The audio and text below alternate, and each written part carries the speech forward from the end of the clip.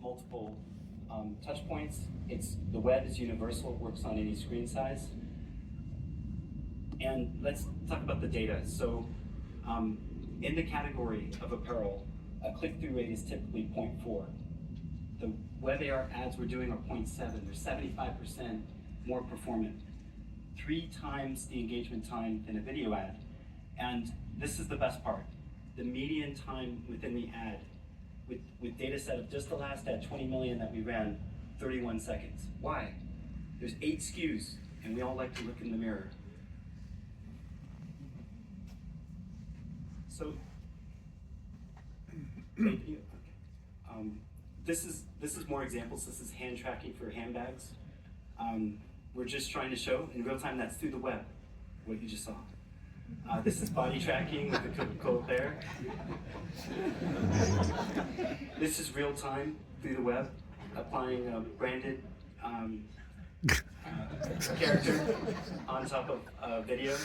And it's great for product placement too, if you have pre-existing video. This is a mall.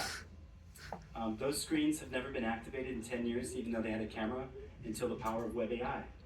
So for the first time, you can go to Westfield malls and you can experience these for real. I was really inspired by some of the development that we saw from Charlie showing what could be. And we're taking that vision that she was doing back in 2019 and applying it to real devices. This is our own personal media device that we've created, running on the web. And taking any form factor because of the power of the technology. So how do we reach 1 billion people? It's very simple. We leverage the existing platforms and infrastructure that already exist. The browser is serving 5 billion people just with Chrome alone, and apply the easy-to-use APIs and WebAR tools that we've been talking about all day today. So now I want to turn it over to Geenee Peshkov, the CTO who developed all the technology, body tracking, original neural networks to make this possible. Thank you. Thank you, Corey. Pleasure to be here. A lot of very interesting projects. Sorry. Okay. Great introduction on my part. Couple of words about myself. More than 15 years, maybe now it's 20 years working in the fields of robotics, computer vision, machine learning, a lot of R&D, math, geometry, and let's start from what applications of WebAR are, or what these next generation media formats we are talking about.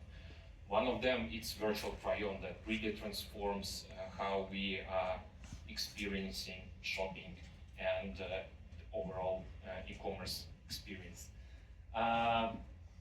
This is really engaging because you can instantly try anything, any apparel, any accessory, bags, watches, anything, and then make more thoughtful purchase decision.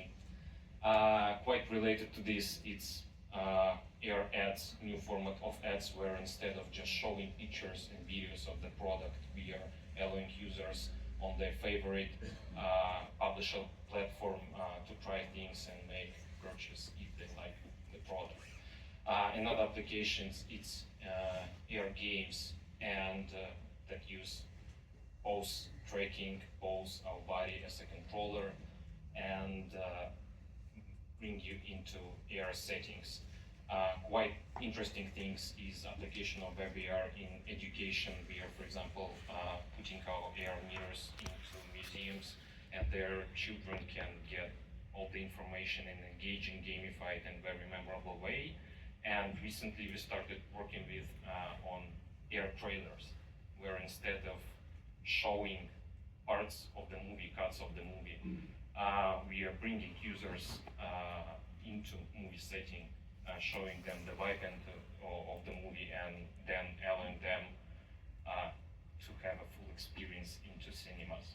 So what are fundamentals of WebAR, or let's call it theoretical basis of WebAR? It's of course AI and neural networks for pose detection, segmentation and painting. Then there is a lot of video and image post-processing, filtering, pre-processing, every kinds of processing, a lot of math geometry optimization methods, both liner and non-liner, and of course a big part is realistic 3D rendering. That includes ray tracing, physical-based rendering, rendering of different materials, rendering pipelines, and so on and so forth. Building blocks of WebAR, or more practical part, is key point detection, 3D reconstruction of body shape, segmentation, again, in painting, pixel level analysis, statical modeling of human body and its behaviors, its kinematics, forward and inverse kinematics. Estimation of illumination is very important for realistic rendering and to provide high fidelity of experiences. And quite interesting things, physics simulation and especially closed simulation to provide high fidelity of virtual try-on of apparel and other soft goods. WebAR needs to perform on the edge. By this, we mean that every pixel matters. Achieving high fidelity of virtual try-on requires high accuracy on every stage of the pipeline, starting from key point detection through post-processing and filtering towards realistic rendering that utilizes all modern approaches. And every millisecond matters. This means that virtual try-on and WebAR, it's real-time applications with low latency and high fidelity virtual try-on AR games are possible only if we are trying to save every CPU and GPU cycle we can, again, on every stage of the pipeline using highly efficient but still accurate methods. In our opinion, browsers became the whole operating system and universal channel of delivery content to users. We have a lot of technologies we have in the browsers, a lot of APIs we can play any media, access camera, devices, audio. And here you can see that we actually use the technologies we actively use in our daily development and engineering, WebGPU, WebGL, upcoming, WebNN, WebAssembly, WebWorkers, and so on and so forth, everything to save CPU and GPU cycles. Technological solutions we've developed to fulfill needs of WebAR of high fidelity and high performance. Custom neural networks that utilize WebGPU and WebGL for high-speed inference, thanks to TensorFlow.js team for providing us with great inference engine.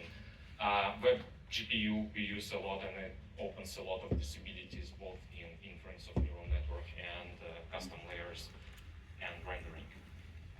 WebNN is actually a next big leap. We actually tried it and it provides like really great performance. I won't say exact numbers, but it's like several times better performance even on CPU.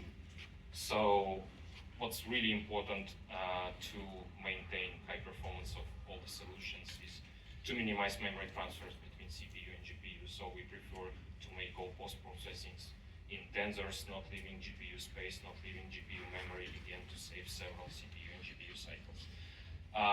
We also utilize several GPU contexts to distribute computation between devices and contexts and develop lightweight but still accurate methods and use compact but performant neural networks.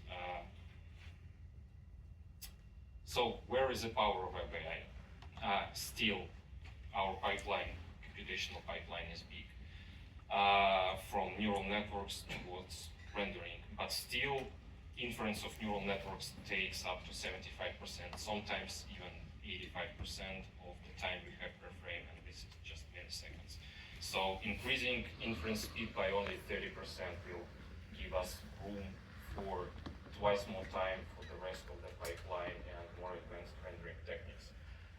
Closer to native computational performance that utilize inference of graph models on GPUs, NPUs, CPUs, heterogeneous approach in general will allow us to use more performant, bigger neural networks in real-time applications and give us again more room for rendering. And the best part of all of this is that client-side computations resolve all questions and all concerns about privacy of user data, because no one wants their camera images from their camera to be sent to some cloud, be stored somewhere, then you get back results, and client-side computations resolve all these concerns. So, this is how web AI will deliver next generation paid media formats and new ways for users to interact with content and that. Thank you.